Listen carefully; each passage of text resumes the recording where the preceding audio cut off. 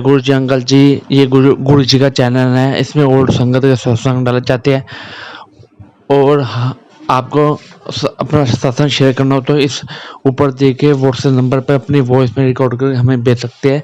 और आगे दीपक uncle old संगत का सत्संग शुरू होने वाला है। सत्संग शुरू होने से पहले आप गुरु जी के चैनल को सब्सक्राइब करना ना भूलें, जिससे आपके पास ब्लेसिंग पहुंचे। सब्सक्राइब करोगे तो तभी आपके पास ब्लेसिंग पहुंचेगी ना। जय गुरु जी, शुक्राना गुरु जी। आवाज नहीं आई। जय गुरु जी। सारे सो गए थे, बिजी हो गए थे, कहीं और खो गए थे। मैंने इसमें आवाज ही नहीं। जय गुरु जी। मेरा नाम दीपक है। मैं वैसे लुधियाना से बिलोंग करता हूँ। हम गुरु जी के जा रहे हैं 1995 से जा रहे हैं, तो गुरु जी के साक्षात दर्शन करे हुए हैं, तो उस हिसाब से थोड़ा सा ब्लेस्ड है। कई संगत हमें पुरानी संगत कहती है, तो जिसका जो मन करे कह ले, संगत संगत होती है। तो मैं कुछ लुधियाना से हूँ, पुरानी संगत से हूँ कह लीजिए। तो मैं कुछ लोगों के मन के वहम दूर करना चाहूँगा। पहले तो यहाँ पे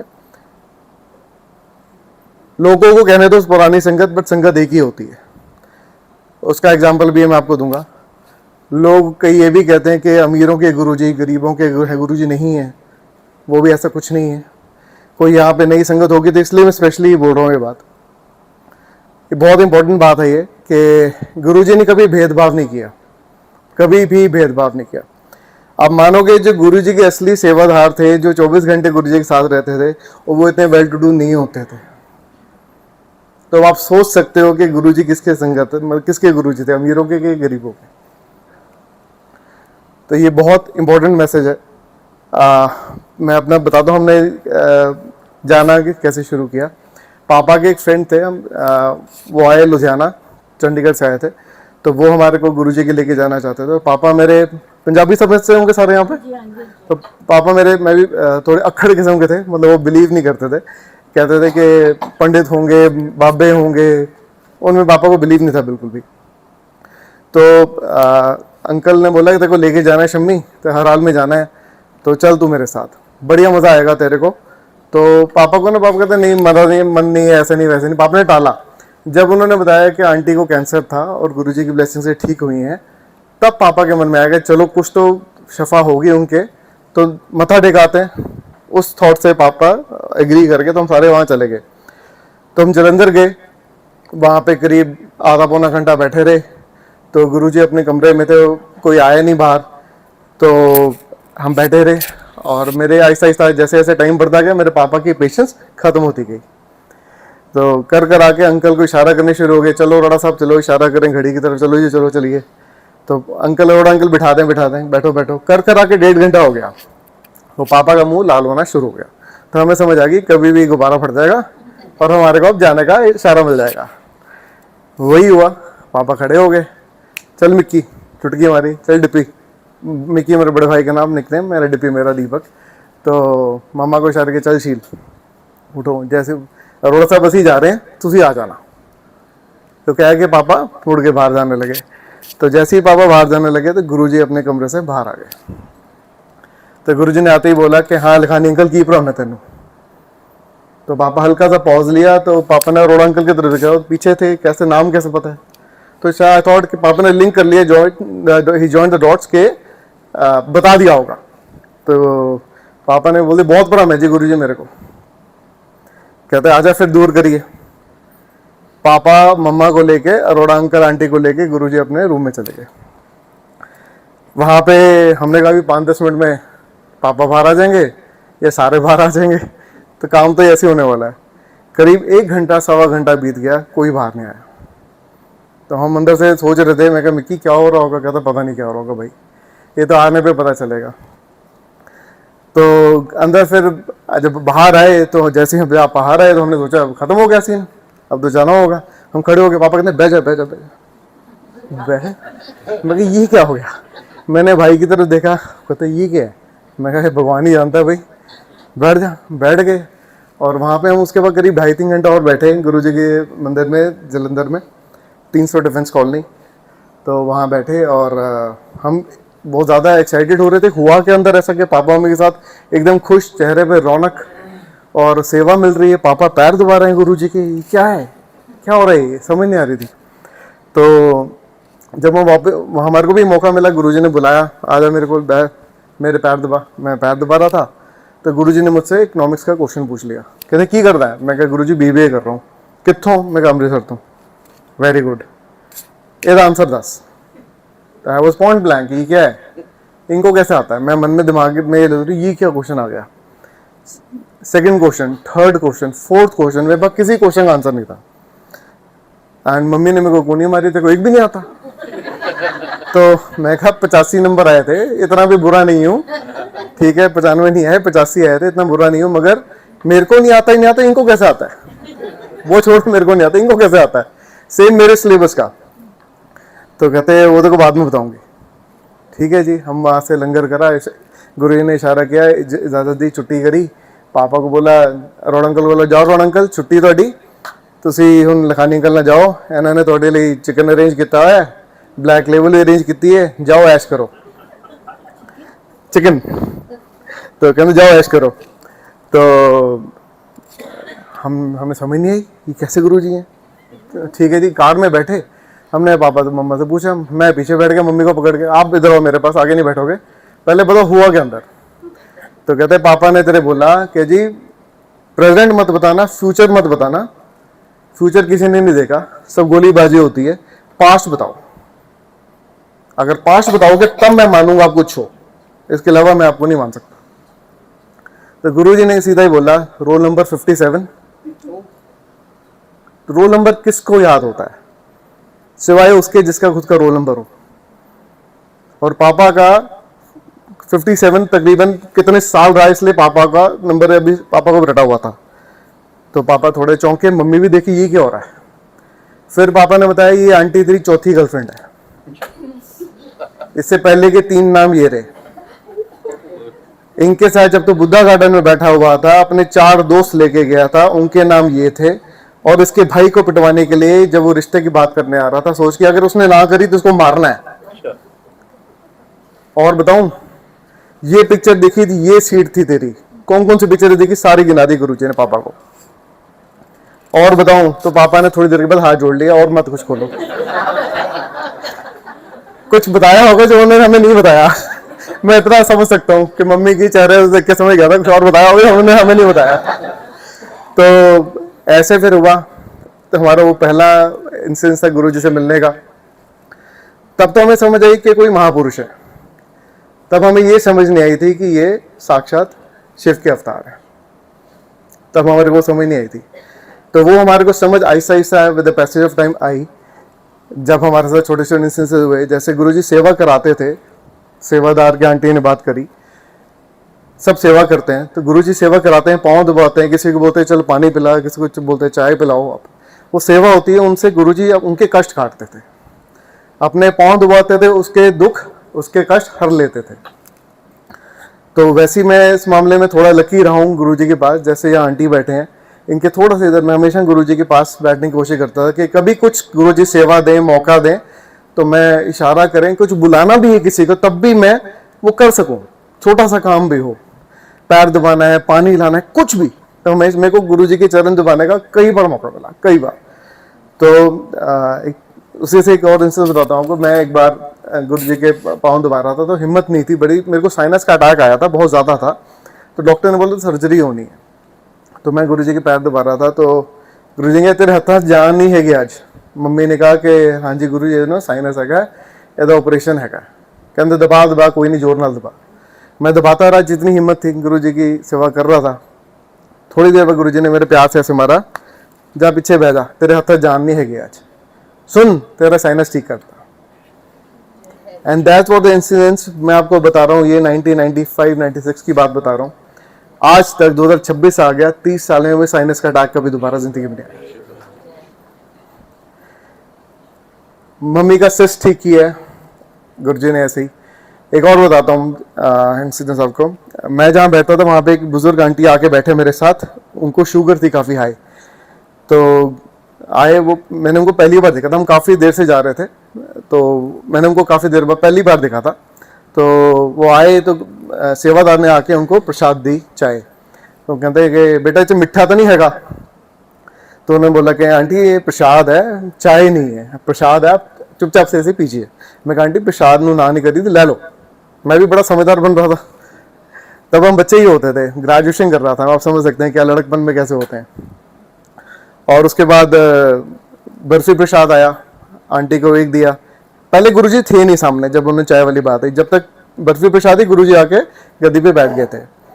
तो एक बर्फी का प्रसाद दिया, कहते ना बेटा ना मैनू मिठे की तकलीफ है, शुगर की प्रॉब्लम है, मैं मिठा नहीं खा सकती। तो मैं कहा आंटी ले लो, बस इतना कह के मैं चुप हो गया। कहते ना बेटा ना, मेरे तेरे कहने मैं चाह ले ली, हुण मैं मिठा नहीं लेना। तो कहते पीछे से गुरु जी की आवाज चुपचाप ले लै। तो सारे उधर देखने लगे, थोड़ी आवाज़ ऊँची थी गुरु जी, हमें गुस्सा हो जाएंगे अब। तो कहते चुपचाप ले लै ना गुरु जी, मैनू तकलीफ हैगी मिठे की, मैं नहीं लेना। कहते तेरी 350 शुगर है, इन्हों 4 पीस बर्फी दे दे ताई ठीक होगी खाएंगी। तो आंटी को 4 पीस मिले वहाँ पे बर्फी के, और आंटी मुझे करीब महीने 1.5 महीने के बाद मिले। आंटी ने कोड़ा गुड़ भर के वो खा तो ली, और जब दोबारा मेरे को अभी महीने 1.5 के बाद मिले, मैं आंटी शुगर कहते है ही नहीं, है ही नहीं। तो एक और ऐसे इंसिडेंट्स बताता हूँ आपको। हमारे घर गुरुजी एक बार आए थे, सर्दियों के दिन थे, नवंबर, सर्दियाँ स्टार्ट हुई थी नवंबर में। तो पापा के एक फ्रेंड आए थे साथ ही में से, टांगरी अंकल। तो आए, हमने गुरुजी का ना रूम अलग से किया था कि किसी को खास मिलना तो अलग से रूम ले जाएंगे, नीचे सब सारी संगत बैठ जाएगी, ऊपर एक स्पेशल किसी को एक एक करके जाते रहेंगे, नहीं तो सारे एक साथ भागेंगे रूम में, थोड़ा क्योस ना हो जाए। तो ऊपर बैठे हुए थे, टांगरी अंकल ने प्रणाम किया गुरु जी को, बैठ गए। गुरु जी कहते छोटे नू नहीं लेके आए। तो वीवर आई वाज तो सरप्राइज, मेरे को नहीं पता था कि उनका छोटा भाई उनके साथ रहता है। एंड मैंने डैड की तरफ देखा और अंकल की तरफ देखा, तो कहते हाँ जी गुरु जी वो बीमार है, कर रहा है। कहते बीमार नहीं, कैंसर है, मरन वाला है वो। तो कहते हाँ गुरु जी उन्होंने ब्लड कैंसर है। कहते चल फिर चलिए उन्होंने ठीक करके आइए। तो हमारे घर से गुरुजी करीब 100-200 मीटर पैदल वहां पे गए, टांगड़ी अंकल के घर गए, और उनको पापा ने लिटरली देखा, गुरुजी ने ऐसा आशीर्वाद दिया अंकल की तरफ, रेस जाती हुई पापा ने उनको देखी क्लियर, और कुछ जा रहा था और कुछ आ रहा था, तो जो किसी का दुख था वो उन्होंने हर लिया। तो अब संगत से सोचो भाई, इसमें 2 चीजें निकल के आती हैं, वो जानी जान है, वो सबको क्योर करने आए थे, सबका भला करने आए थे यहाँ पे, और संगत से कितना प्यार करते हैं। जो नहीं आया, जो आए हैं उनका भाई भी आया है, वो बीमार है घर में, तो उनको ठीक करने के लिए उनके घर गए। तो ये संगत का प्यार होता है। तो एक और बताऊंगा यहाँ पे संगत का प्यार से। मैं अपनी समर इंटर्न कर रहा था नेस्ले में, यहाँ पे पूना से मैंने MBA करी है, तो उसके बीच में समर इंटर्न आती है, तो उसके मैं वहाँ पे था दिल्ली में। तो वहाँ पे मेरे को पता, मम्मी ने फ़ोन किया कि गुरुजी ना वहाँ पे हैं एम्पायर स्टेट में। तब एम्पायर स्टेट कहते हैं, तो छोटे मंदिर कहते हैं कि बेटा उसको तो वहाँ ज़रूर जाना, हो सके तो होके आ, अब हमें मौका नहीं मिलता तो ज़रूर होके आ। तो मैं कहा ठीक है चले जाऊँगा। फिर मम्मी ने एंड में बोल दिया कि गुरुजी ना थोड़ा सा सुनने में आ रहा है कि अमीरों के गुरुजी हो गए। तो वही बात मैं आया रिलेट करने लगा हूँ। तो मैंने कहा अच्छा, तो मैं थोड़ा सा बैक फुट पे आ गया कि अब क्या करूँ। मैं कहा चलो कोई बात नहीं, अमीरों के होंगे, मैं तो पुराना ही हूँ। मैं ये कह के निकल गया। मेरी फर्स्ट सैलरी आई थी, स्टाइपेंड फर्स्ट सैलरी थी मेरी, तो वो मैं उससे मैंने कुछ लड्डू लिए थे और संगत के लिए, और मैं लेके चला गया एम्पायर स्टेट। तब वहाँ पे कोई बस, सिर्फ बस होती थी या ऑटो होता था, उसके अलावा कोई जरिया नहीं था जाने का। और मैं न्यू फ्रेंड्स कॉलोनी से गया था, वहाँ चला गया, पसीने पसीने, बुरा हाल था मेरा। देखा बहुत लंबी लाइन, बहुत लंबी लाइन, जैसे पंजाब में शिवरात्रि पे कभी लाइन लगती थी वैसी लाइन लगी हुई थी, या शादियों के लिए लाइन लगती थी, ये होती थी गुरुजी की जब कारवां चलता था तब जैसे लाइन लगती वैसे लाइन थी, बहुत रश था। तो मैंने कहा सही में गुरुजी ज़्यादा पॉपुलर हो गए हैं, अब हमारी बारी नहीं आएगी, आसान नहीं होगा। तो मैं वहाँ खड़ा हुआ था, और करीब मेरे आगे से करीब 100 लोग होंगे, कम से कम 100 लोग होंगे। आहिस्ता आहिस्ता आहिस्ता लाइन चली आ रही थी। तो अंदर से एक सेवादार आते हैं बाहर, कहते पुरानी संगत कौन है। मैंने ध्यान नहीं दिया इतना कि पुरानी संगत, मैं इधर उधर दिख रहा हूँ आगे, मैं ये नहीं रियलाइज कि मैं भी पुरानी संगत में से आता हूँ। तो कोई जवाब नहीं दिया। फिर कहते लखानी अंकल कौन है। मैंने हाथ खड़ा किया, मैं हाँ जी गुरुजी बुला रहे हैं। आप ये सोचिए मैं बाहर लाइन में खड़ा हूँ, और पुरानी संगत बोलिए या संगत बोलिए, अमीरों के गुरुजी बोलिए या मेरे गुरुजी बोलिए या हमारे गुरुजी बोलिए, उन्होंने मुझे बुलाया, आ गया, आ गए तुम। मैं करीब इससे डबल डिस्टेंस पे था। गुरुजी बोला आ गए तुम? मैं कहा जी गुरुजी आ जा, बै मेरे को अपने पास बैठाया, सेम मेरे से वो करवाया जो मुझसे कराते थे।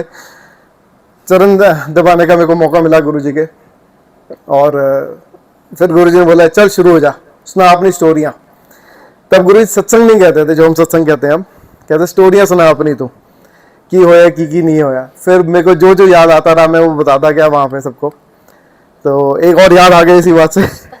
एक अपना मैं मैथ्स का एग्ज़ाम दे के गया था ग्रेजुएशन का अमृतसर से, और बहुत ही खतरनाक पेपर आया था, और मैथ्स मेरी वैसी बहुत कमज़ोर थी, बहुत ज़्यादा। तो उसके बाद मैं वहाँ पहुँचा, जैसे ही हम पापा मम्मी लुधियाना से जलंधर आते थे, मैं अमृतसर से जलंधर जाता था, और वहाँ पे हम सत्संग सुनते थे और शाम को लंगर प्रसाद करके घर जाते थे। और वैसे ही हुआ, वहाँ पहुँचा तो पापा मम्मी पहले बैठे हुए, मैं वहाँ पे पहुँचा तो पापा इशारा कर रहे हैं पेपर कैसा हुआ है। मैं इशारा इग्नोर करूँ पापा को। फिर उन्होंने पूछा कैसे हुआ है, मैं इग्नोर करा। असलियत ये थी कि मैथ्स का पेपर बहुत टफ आया था, आउट ऑफ सिलेबस बहुत ज़्यादा था, सरेआम पर्चियाँ पटी थी कॉलेज के अंदर, और मेरे पास सिर्फ 2 पर्चियाँ आई थी, 2-3 मुझे आते थे, 2 पर्चियाँ आई थी। तो 35 नंबर का मैंने टोटल पेपर अटेम्प्ट करा था। तो मैं किस मुंह से अपने पेरेंट्स को बताता कि मेरा पेपर बहुत गंदा हुआ, मैं फेल होने वाला हूँ। और गुरुजी ने बुला लिया, आया पैर दबा। मैं पैर दबा रहा था गुरुजी के, तो कहते पेपर कितना है। मैं कहा चंगा है गुरुजी, गर्दन नाम में हिला रहा हूँ और मैं बोल रहा हूँ चंगा है। हंस के कहते जा तू पास है। मैं कहा ठीक है, मैं भी ठीक है कह दिया, इग्नोर कर दिया। मैं क्या कर रहे हो आप, कैसे हो जाऊंगा, 35 नंबर मेरे आए हैं, चलो 35 पूरे आएंगे शायद इसलिए पास हो जाऊंगा। मेरे 65 मार्क्स आए थे, and that was unbelievable for me. तो मेरे फ्रेंड जो मेरे रूममेट था कहते साले तू झूठा 1 नंबर का, तू कह रहा तूने 35 नंबर के पेपर अटेम्प्ट किए, तेरे 65 कैसे आ गए। वो जो टीचर था जिसने मार्किंग करी बेवकूफ था क्या, अंधा था, ऐसे कैसे हो सकता है, तू रिवाइल करा। मैं कहा मैं पागल, तू रिवाइल कराऊं। मैं कहा आगे आगे खत्म कहानी, मैंने नहीं कराना रिवाइल। तो ये एक गुरुजी हैं हमारे। एक और आपको बताता हूँ संगत से रिलेटेड, संगत का प्यार से रिलेटेड। हम कॉलेज चले गए, उसके बाद MBA करने चला गया, और पापा मम्मी का जलंधर जाना छूट गया, दिल्ली आ गए थे गुरुजी। तो हमारा गुरुजी से कनेक्शन जो गुरुजी हमेशा कहते हैं बना के रखो, वो थोड़ा हमारा कट गया था, दूर हो गया था। तो इतना कट गया था कि मेरी शादी भी होगी, हमने वाइफ को नहीं बताया कि कोई गुरुजी हैं जिनके हम जाते थे या कुछ ऐसा है, शिव रूप हैं, कुछ नहीं बताया। एंड 11 साल के बाद मेरी बेटी हुई, और पैदा होते ही चौथे दिन में वो JP हॉस्पिटल में एडमिट होगी दोबारा से, जॉन्डिस के चलते। और जॉन्डिस इतना ज़्यादा कि डॉक्टर कहते हैं कि इसको बहुत रिस्की है इसका बचना। और हम दोनों माँ बाप बाहर बैठे हुए, हम रो रहे हैं कि पेरेंट्स वापस चले गए, कि बच्चा ठीक है। वो घर पहुँचे और इधर से वापस से हॉस्पिटल आ गया। अब हम किस मुंह से किसको फ़ोन करें, क्या करें। और हम दोनों हस्बैंड वाइफ रो रहे हैं बाहर बैठ के JP हॉस्पिटल में। तो अचानक से मेरे को ना आधे पौने घंटे बाद गुरुजी की खुशबू आती है। तो आप जिसने प्यार किया है गुरुजी को, या जो गुरुजी को मिला है, वो समझ सकता है मैं क्या कहना चाहता हूँ। तो गुरुजी की खुशबू आती है मेरे को, तो मैंने वाइफ को बोला कि मैंने ऐसे आंसू पूछे, मैं कहा जय गुरुजी। वो मेरी तरफ देखिए थे, क्या? मैं कहा कुछ नहीं। कहते कुछ तो बोला। मैं कहा जय गुरुजी। कहते ये क्या है? मैं कहा गुरुजी थे हमारे, हमने उनको जाते थे, उनकी खुशबू आई मेरे को, एंड इट्स अ मैसेज कि ये ठीक हो जाएगी, तो टेंशन ना ले। कहते तुम्हारा दिमाग खराब है, वो डॉक्टर है। मैं को डॉक्टर नहीं, शिव रूप है, तू जानती नहीं है, मैंने तेको कुछ नहीं बताया, बट चल तू घर चलते हैं। कहते नहीं घर नहीं जाना, यहीं रुकेंगे। मैं को डॉक्टर ने क्लियर बोल दिया है कि अब कल सुबह देखेंगे, बात करेंगे, अभी क्यों तुम यहाँ पर दिमाग खराब कर रहे हो, तुम यहाँ पे 3-4 दिन लगने वाले हैं उसको ICU के अंदर। तो कहते नहीं घर नहीं जाना। मैं कहा घर तो जाना है, थक गए यहाँ बैठे बैठे, कब तक जाएंगे, बस मैसेज आ गया गुरुजी का क्या ठीक हो जाएगी, तो लेट्स गो। कहते नहीं तुम घर जाके ड्रिंक करोगे और कुछ नहीं करोगे। तो मेरे को एकदम से घंटी बची। मैं कहा हाँ तो ड्रिंक भी करूँगा, कि मैसेज आ गया गुरुजी का कि ये ठीक है। तो मैं कहा नहीं टेंशन ना ले, तू घर चल, तू घर चल। मैं उसको कुछ नहीं बोला, लड़ झगड़ के आधा पौना घंटा हॉस्पिटल में लड़े, लिटरली शाउट किया उसने मेरे पे। मैं उसको किसी तरह कन्विंस करके घर ले आया, और आते ही मैंने सबसे पहले अपनी ड्रिंक डाली, और वो खाना बाहर से ऑर्डर कर रहा था, उसने गुस्से में खाना भी नहीं खाया, रूम में जाके सो गई। मैंने आराम से 3 पैग मारे, खाना खाया, और उसको एक बार नॉक किया कि खाना खा ले। कहते मुझसे बात ना करो, तुम चले जाओ। मैं ओके। मैं जाके सो गया। सुबह 6 बजे मेरे को उठा रही है, चल चले हॉस्पिटल। मैं कहा भी तो 6 बजे है, 6 बजे क्या करना है, 10:35 भी छुट्टी होनी है उसकी। कहती क्या? मैं कहा 10:35 भी छुट्टी होनी है उसकी। कहती मेरे तो देखे तुम पागल हो गए हो। मैं पागल नहीं हो गया, डॉक्टर नहीं आएगा, उससे पहले डॉक्टर आएगा, उसने आके देखना 10:35 से पहले छुट्टी नहीं होनी। तो वैसे ही हुआ, हम बाहर जिद करके मुझे उठा के नहा धो के हम पहुंच गए, 8:30 बजे पहुंच गए, 9:30 बजे तक बैठे रहे। मैं कहा देख ले डॉक्टर नहीं आया, 9 बजे का टाइम है, डॉक्टर नहीं आया, चल चाय पी के आते हैं, कम से कम नाश्ता कर लेते हैं, कुछ भी नहीं खाया वो तो उन्हें रात का। कहती चलो, मान के किसी तरीके चाय पी के वापस आए, करीब 10:30 के करीब थे। फिर आके बैठे, डॉक्टर अंदर से आता है, कहते वेयर वर यू। उसने एकदम से शाउट किया तो वही खड़ी होगी और उसने मेरा हाथ झटका के देख लो कुछ हो गया काम। तो मैं भी पीछे खड़ा हो गया। मैं कहा what happened doctor? Nothing, she is fine, you can take her home. तो मैंने कहा जी। कहते you can take her home. मैंने घड़ी देखी 10:35, मैं कहा टाइम चेक कर ले, वाइफ को मैंने बोला। तो उसने मेरे तरफ देखा और इग्नोर कर दिया कि इसको क्या ही है, मतलब छुट्टी होगी, हम खुशी खुशी उसको घर ले आए। दोबारा से सेम इंस्टेंस से उसको निमोनिया हो गया। हमें नहीं पता, हम न्यूक्लियर फैमिली में आगे, पेरेंट्स लुधियाना में, जवान खून कह लीजिए या पहला बच्चा कह लीजिए, नहीं समझ होती कैसे पालना है। तो उसको निमोनिया हो गया। सेम इंसिडेंट सुबह वहाँ पे सेम जेपी हॉस्पिटल आईसीयू में बैठी थी, उसके बाद सिंगल रूम मिला हुआ था, वहाँ पे बैठा लैपटॉप पे काम कर रहा था। डॉक्टर ने बोला 4-5 दिन लगेंगे। एंड सडनली मुझे गुरु जी की खुशबू आती है।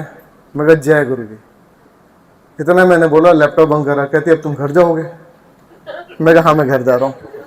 मैं कहा तू रुकेगी या चलना है? मैं तो रुकूंगी। मैं कहा रुक जा, बड़े पोलाइटली। कहते अब इसकी छुट्टी कब होगी? मैं कहा वो मैं तेरे को पूछ के बताऊंगा। तो हम घर चले, मैं घर चला गया। मैं कहा खाना? कहती खाऊंगी। खाना खिला के कैंटीन से उसको वापस छोड़ा गया वहाँ पे, मैं घर चला गया। मैंने आराम से 2-3 पैक मारे और अगले दिन सुबह आता हूँ 11 बजे के करीब। कहती हाँ जी एस्ट्रोलॉजर साहब छुट्टी कितने बजे होनी है? 12:30 बजे। तो वो कहती पागल हो गए, तो लिटरली पागल हो गए दीपक। मैं कहा थैंक्स। तो इग्नोर कर दिया। एंड वही हुआ, 12:20 पे डॉक्टर आया जो 11 बजे आता है।